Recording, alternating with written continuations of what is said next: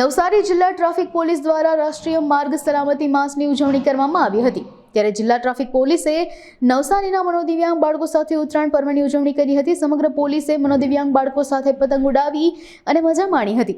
તેમજ પતંગ પર સાયબર ક્રાઇમથી બચવાના મેસેજ લખી લોકોને મોકલવામાં આવ્યા હતા। આ ઉપરાંત પોલીસ દ્વારા મનોદિવ્યાંગ બાળકોને કપડાં આપી અને મીઠાઈ ખવડાવી ઉજવણી કરવામાં આવી હતી અને પોલીસની કામગીરીથી મનોદિવ્યાંગ બાળકોનો દિવસ ઉમંગભેર રહ્યો હતો।